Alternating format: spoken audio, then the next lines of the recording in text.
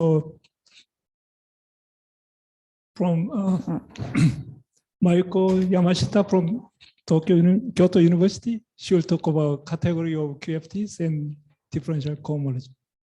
Well, thank you for the introduction. Thank you for the invitation. So I'm very excited to be here.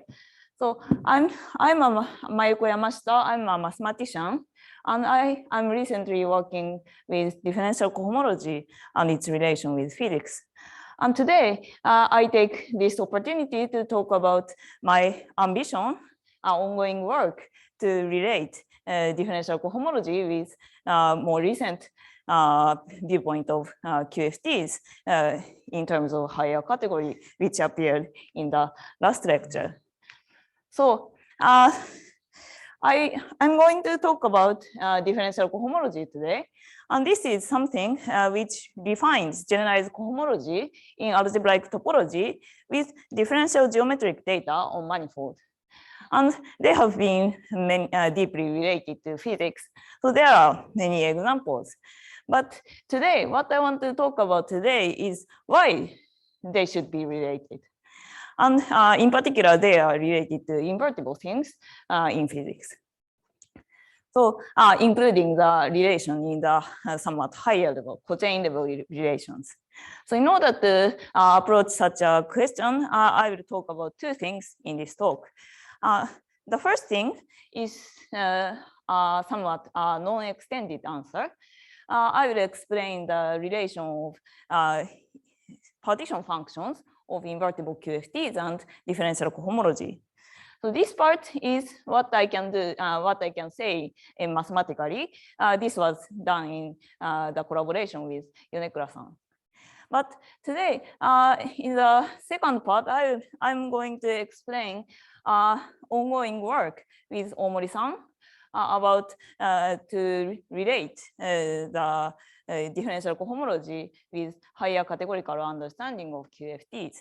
So actually, this is an ongoing work, and we are in the very primitive stage of the work. So any comment is welcome. So anyway, I will start from a brief introduction about differential cohomology. So first of all, generalized cohomology theory is something like this. For topological space, we get an abelian group. And this group has a topological information. So it accounts for characteristic classes such as Chern classes and index of Dirac operators. On the other hand, the differential cohomology is an assignment like this. First of all, X should be a manifold, and we get an abelian group. And this group has more information than topological group. This has differential information on a manifold.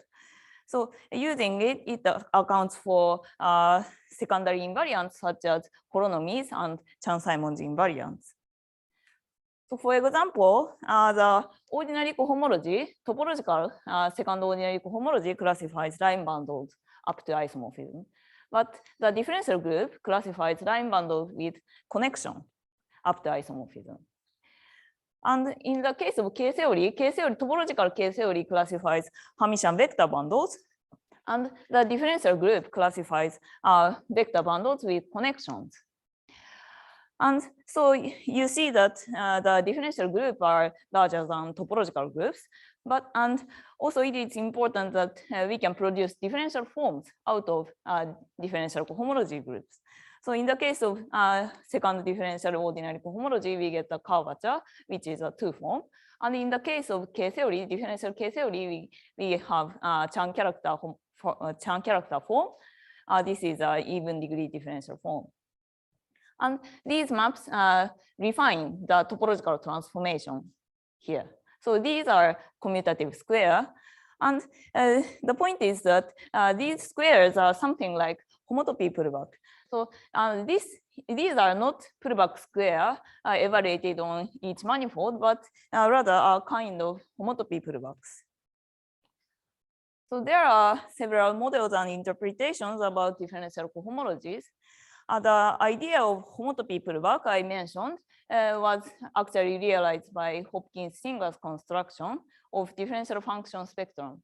So they constructed a differential extension of any cohomology theory. I will encounter it later in this talk. But more classically, the differential ordinary cohomology has a model by differential character by Chiga-Simons. This is directly related to the secondary characteristic numbers in terms of R over the valued functions.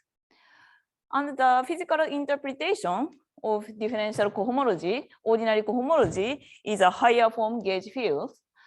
And the differential K theory and KO theories are regarded as classifying Ramon-Ramon fields in superstring theories. And also, there are other interpretations. For example, in the recent paper by Gomi-san and me, we developed a model of differential K theory in terms of fermionic mass terms. And also, the related physical account is given by Choi Ohmori. So this was the very brief introduction about differential cohomology. So I want to start the first main part of the talk. I'm going to talk about the relation of invertible QFTs and the differential cohomology theory.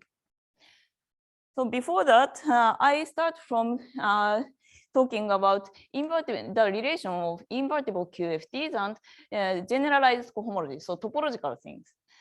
So from now on, I'm going to assume we are talking about QFTs which are physically meaningful, so reflection positive and weak rotated unitary theories.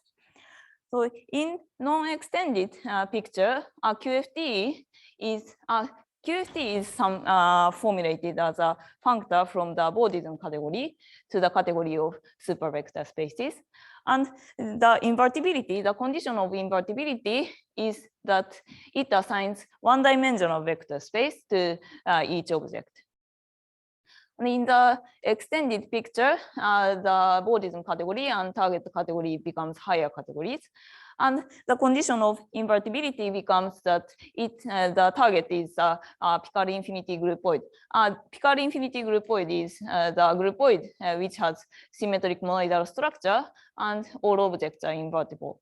So this essentially says that the morphism and objects are invertible in any level.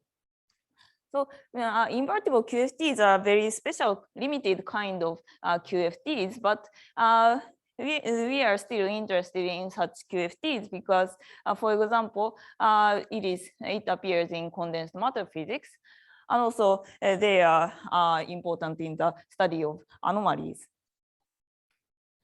So fully extended invertible QFTs are expected to be classified by some generalized cohomology theory. So the argument is briefly like this. We use a homotopy hypothesis, which says that Picard groupoids can be regarded as a spectrum. And so we were interested in invertible theories, which were a map of Picard groupoids. And using this identification, this means that it can be regarded as a map of spectrum. So spectrum in the sense of algebraic topology. So this represents some generalized cohomology theory. So this argument is simple, but the difficult point is to identify the corresponding spectrum for each side. And the domain, for the domain category, corresponds to the Madsen-Tillman spectrum, which represents the Bordism homology theory. On the other hand, the codomain target is very non-trivial. And for this, Fried and Hopkins specified a universal target in the case of TQFTs, which is the Brown-Comenetz dual to the sphere. And also, they showed the corresponding deformation classification. And also, they conjecture that in general, we want to include non-topological QFTs. And the classification is given in terms of Anderson duals. So, what is the Anderson dual? So, Anderson dual. So, for any spectrum representing homology theory, we have its Anderson dual, another spectrum. I wrote the definition here, but the point of this definition is that we can produce this exact sequence, universal coefficient theorem, which relates the E homology here, and in the middle we have this Anderson dual cohomology. So this is, you notice that this is the generalization of the universal coefficient theorem in the ordinary cohomology. So universal coefficient theorem says that ordinary homology here, ordinary homology, and in the middle we have the ordinary cohomology. But if you try to generalize it to general cohomology theory, we cannot use the cohomology theory, E cohomology here, but Anderson dual will do the job. So in the study of invertible QFTs, we are interested in the case where the E homology is given by Bordism homology. And in this case, this exact sequence becomes like this. The Anderson dual is here, and this group is formed by the G-Bordism theory. And this group is supposed to classify invertible QFT with tangential G structures. The interpretation of the exact sequence is that essentially speaking, it says that this partition function determines the theory. So the first interpretation of this group, this is a subgroup of this larger group. The interpretation of this part is the classification of TQFT, topological QFTs. So this group is isomorphic to R over Z valued homomorphism in Bordism invariance divided by R valued Bordism invariance. And indeed, if you have a TQFT, topological QFT, the partition functions are Bordism invariant, so we can assign the complex phase to get this element. And dividing by this group corresponds to taking the deformation classes. And this group, but in order to classify non-topological theories, possibly non-topological theories, we need to use a larger group, and this group is supposed to do the job. So now I want to talk about our work about the Anderson dual, but our work essentially says that this interpretation as a partition function still works for the non-topological theories in a sense. So motivated by the conjecture about the classification of invertible QFTs, we worked something with the Anderson dual. And actually, our motivation was to understand the Anderson dual better because the definition of the Anderson dual was somewhat abstract. So we constructed a QFT-like model for the Anderson dual cohomology theory. But it turns out that the most natural thing we come up from QFT is a differential extension of the Anderson dual. And taking deformation classes, we recover the topological group. So in this way, this result also explains the relation with differential cohomology and partition function of invertible QFTs. So I want to talk about it. And also, it turns out that this construction of Anderson dual, differential extension of Anderson dual, works for any cohomology theory, provided that a differential extension of homology is given. And actually, I think that differential homology is also something interesting to think about. So I will talk about, today I'm going to talk in this generalized way. So let me talk about differential homology. So differential homology is, of course, the homology version of differential cohomology. And it sounds something unfamiliar, but still, in some examples, they are a very natural thing to think about. So mathematically, for example, For example, if you want to axiomatize differential homology, we just use currents instead of differential forms. For example, in the case of K-homology, the differential K-homology is something like D-branes in superstring theories. So there is for topological K-homology, there is a model by Baum-Douglas geometric model, which represents the K-homology group by spin C manifold equipped with a vector bundle with a map to X. And differential extension is somewhat direct by just putting connection here on this vector bundle. And also in the Bordism homology case, the differential extension is very natural to think about. Of course, we impose the G connection to the tangential structure. And also, for ordinary homology, we can think of differential homology. This sounds a little stupid, but we can simply use the differential version of chain complex version of differential cochain complex. So I think that the differential homology is something we put on defects in quantum field theory. So I think that differential homology is also interesting to think about. Anyway, given such a differential homology, we want to construct a model for differential Anderson dual, which is a differential Anderson dual of cohomology. The idea, I will explain its idea. So in the last examples, actually you notice that the examples of differential homology actually came from some categories with differential data, actually the co-sheaf of categories. For example, in the case of Bordism differential homology, we have the Bordism category of differential G manifold. And also we have the Bordism category of differential K cycles and also the category of differential ordinary cycles. And these categories are differential in the sense that on morphism of these categories, we can integrate differential forms.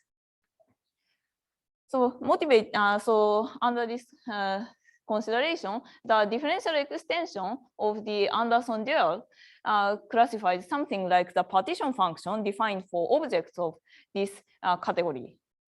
So this an element of this group consists of two maps assigning R over G value to objects and R value to morphism. And this H can be should be regarded as something like partition function. And omega measures the variation of the partition function under the morphism, so Bordism and so on. And this assignment should be reflect the differential information in the sense that omega should be given by integration of some differential forms. So in general, actually, this category comes from the structure maps, which is present in any differential homology theory. Anyway, we were interested in the case of Anderson dual to G-Bordism theory, and applied to this case, the above definition becomes like this. The definition of this group element of this group consists of pairs omega and H. Here, H is a partition function, which assigns the R over G value to the D-dimensional manifold with closed manifold with differential G structure with map to X. X should be regarded as a target space. And omega is a combination of the differential form on the target space and the invariant polynomial on for G connections. And the compatibility condition here, to be the functor, is saying that the variation of this partition function under Bordism is given by the evaluation of the characteristic form on the bulk. So this was the explanation about the partition, non-extended explanation about the relation with invertible QFTs and differential cohomology. And now I want to move on to the last part, the second part of the talk, to give a more higher understanding of this relation. So I have seen that invertible QFTs should be classified by some differential cohomology, but I didn't say about why they should be. So QFTs are expected to form higher categories where morphisms are given by interfaces and higher morphisms are given by junctions between them, as encountered in the last talk. And also, we want to talk about non-topological QFTs. So we want to encode the smooth structure, and to encode such a smooth structure, mathematically speaking, it is convenient to think about it as sheaves of higher categories. On the other hand, a modern framework of differential cohomology is given in terms of sheaves of higher categories. So our strategy is to use this framework. We throw this sheaf of higher categories of QFTs into this framework and see what comes out. So before starting to talk about category of QFTs, let me briefly talk about the general theory about differential cohomology in terms of sheaves. So actually, the next few slides are somewhat abstract, but please be patient. So these people developed a generalized framework of differential cohomology in terms of sheaves of categories of sheaves on the category of manifold. And here, the sheaf means infinity category valued sheaf, and the pre-sheaf is some contravariant functor from the category of manifold, and it is called sheaf if it satisfies the descent property. So this is essentially says that local things part together to give global things. And we encounter sheaves every day. For example, in the case of if you fix a target manifold, then the assignment for each manifold we assign the set of the map to n is a sheaf, and also the assignment of differential forms is a cochain complex valued sheaf. And also we can think about the sheaf of groupoids. So, for example, you can consider the sheaf of groupoid of the principal G bundle with connection on a manifold. This is a groupoid valued sheaf. So, the general framework is like this. So, if your target category is something like the category of spectrum or chain complexes, for any sheaf, we can associate this kind of differential cohomology hexagon.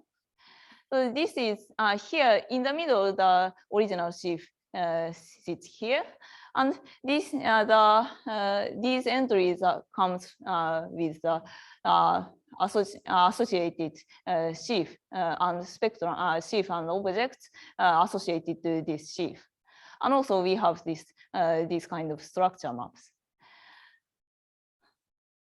So actually, so this is a general structure present in the differential cohomology. The point of the differential, so the point of the general framework is that it is so general that any known examples of differential cohomology fits into the general framework explained before, and actually contains more. So, for example, the Hopkins-Singers differential function spectrum I mentioned is the example of the construction. So, in this language, this is really the pullback of the sheaf of spectrum. And also, the interesting point is that, as I mentioned, we encounter sheaves naturally in everyday life. So we can throw essentially such a sheaf directly into that framework. For example, we can consider the sheaf of vector bundles or a sheaf of groupoids formed by vector bundle with connections. And essentially, we can throw this directly into the this general framework. So of course, we expect that this is related to differential K theory. And actually, but the resulting thing actually contains more information than just the differential K theory in the classical sense. But the relation is that we have a map, a canonical map from this category to the differential K theory in the classical sense. So actually, this example, vector bundle with connection, is a baby example, baby version of what I want to do in the next slide. So I want to put the category, a sheaf of categories of QFTs into their framework or general framework of differential cohomology and see what comes out. So from now on, I'm going to talk about only stably framed manifold, QFTs on stably framed manifold, because this is the most basic case. And the expected classification is the Anderson-Diotus here. The basic ansatz, so the basic assumption we assume is the following. There exists a category of d-dimensional invertible QFTs, and the so morphisms are given by interfaces, and moreover, it forms a Picard D-groupoid. So this we take it as an ansatz. So I'm doing nothing mathematical, but the point is to give a geometric picture about this category. So intuitively speaking, the category objects and morphisms are depicted like this. So we encountered this kind of picture in the last lecture. So object is given by d-dimensional invertible QFT. So and morphism is given by interfaces between them, and we need to compose morphism. So we allow this kind of diagram. And also the two morphism is given by this kind of picture. So the K morphisms are given by diagrams with labeled defects. But to be more precise, the diagram in the last page should actually be regarded as the K-dimensional cube, if you are talking about K morphism, patterned to be d-dimensional in the RD. And so in the case of object, the previous picture was actually the point patterned to be the d-dimension, and the label of invertible QFT like this. And while morphism is given by interval patterned to be this dimension. And also, we were talking about stably framed theories. So this should be equipped with stable framing, not necessarily coming from the canonical ones. And also, we have these defects. Defects should be also have the information of germs. And also, they should be equipped with stable normal framing. So labels and defects like this. So the motivation of this picture is the following consideration.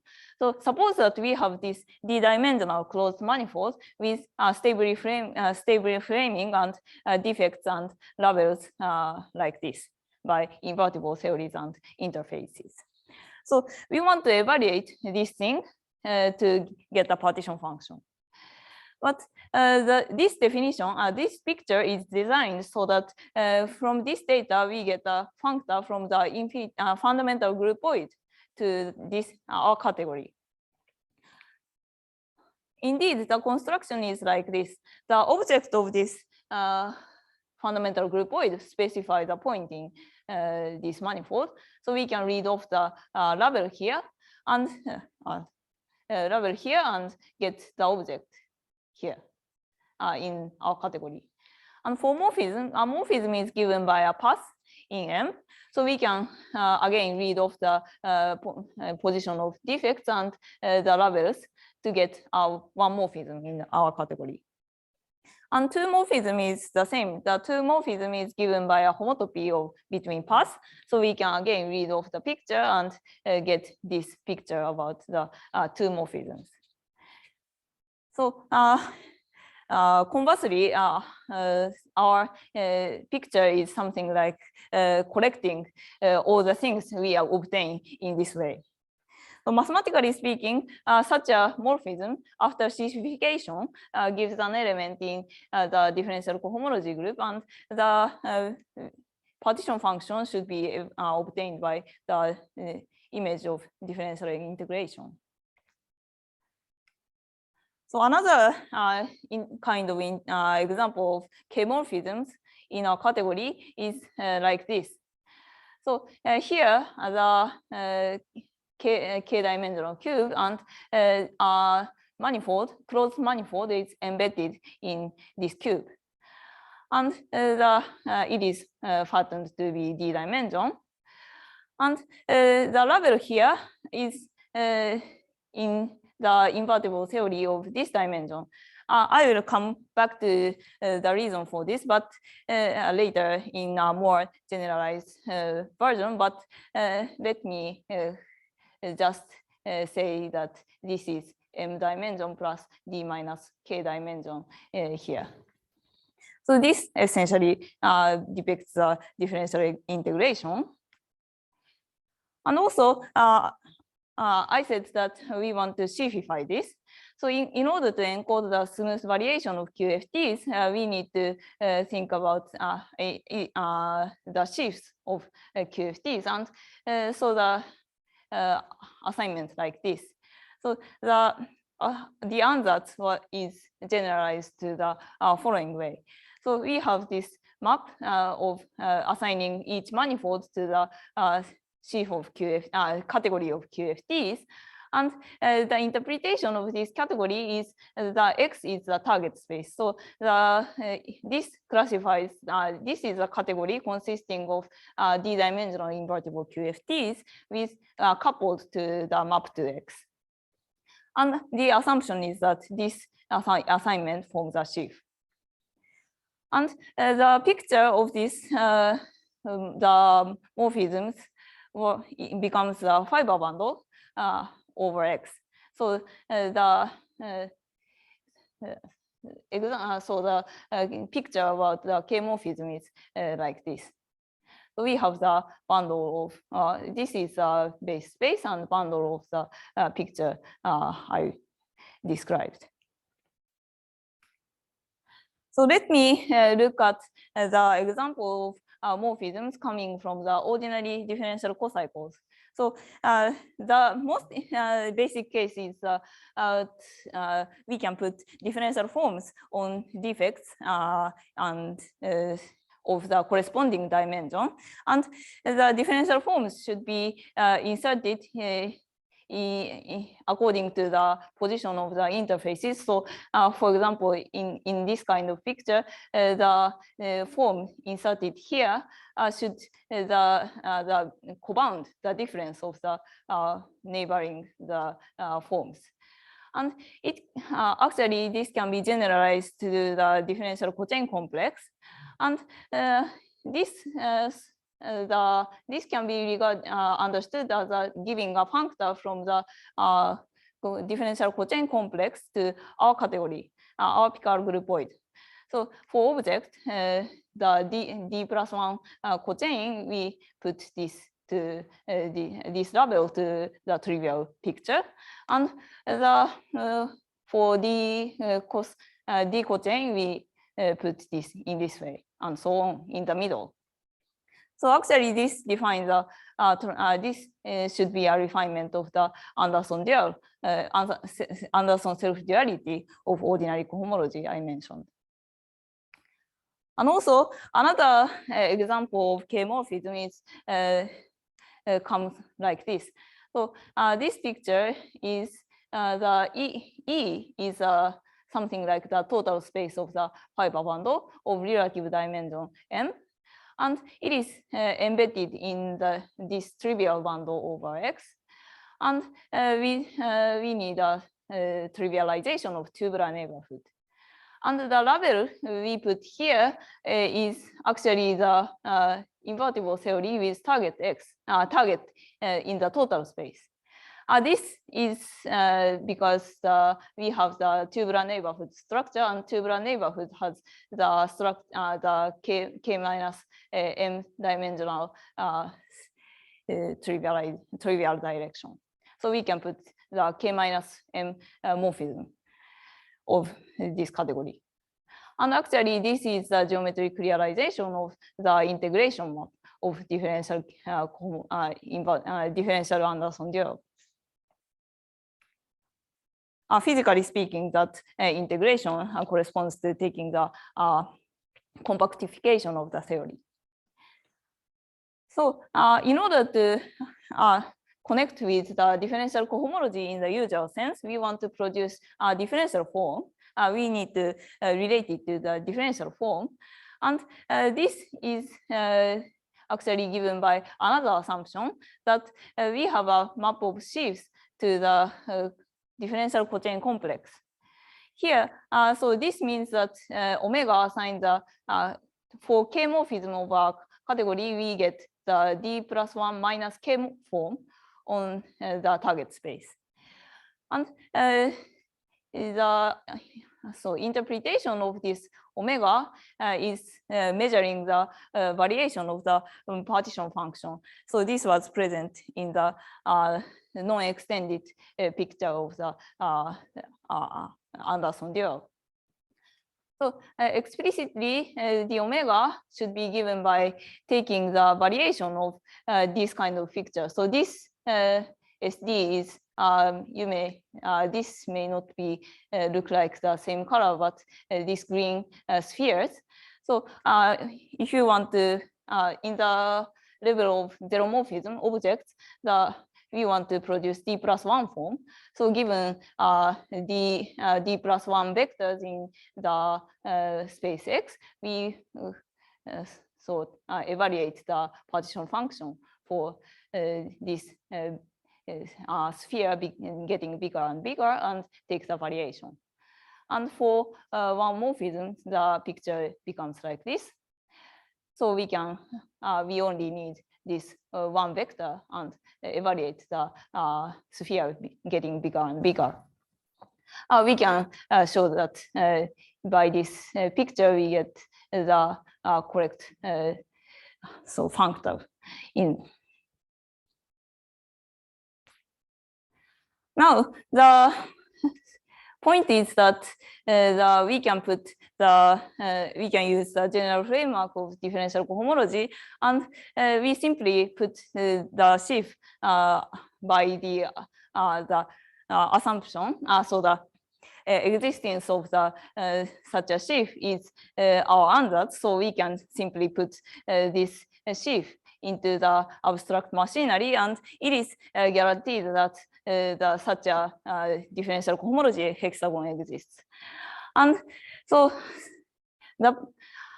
note that I have not said anything about this what this cohomology theory is. So, but of course, it should be related to Anderson duals. But whatever it is, we can produce this differential cohomology hexagon, and under the ansatz about the relation of differential forms, we can also say that we have this the transformation to the differential extension of in the usual sense of this spectrum appearing from our category. So this is what I can. This is the current understanding of differential why differential cohomology should be related to invertible theories. But of course, there are many questions to answer. So one good point about formulating differential cohomology in terms of sheaves is, as I understand, we can treat various structures such as multiplicative structures and twistings of differential cohomology and other higher operation in a systematic way. So from the axiom, the multiplicative structures and so on are not so much direct. And of course, these structures are also important in physics. And I'm very curious about the relation of physics in this picture I described. And also, another thing I'm curious about is the relation with differential homology. So dually to the differential homology should be formulated in terms of co-sheaves of categories, as I briefly mentioned.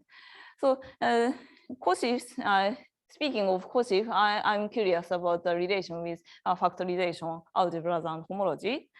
And anyway, the construction I described producing the differential extension of the Anderson dual out of the differential homology should be enhanced to the construction of differential homology co-sheaf to the Anderson dual sheaf. So our construction, our picture I described should be the most basic case of such a construction. And I'm very curious about producing this kind of construction in a more mathematical way. So thank you for listening. This is the end of the talk.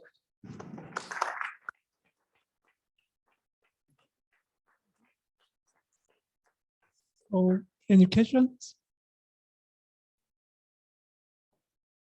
Yeah.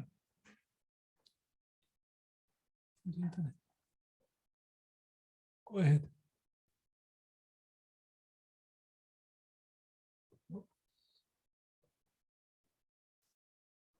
Any from audience?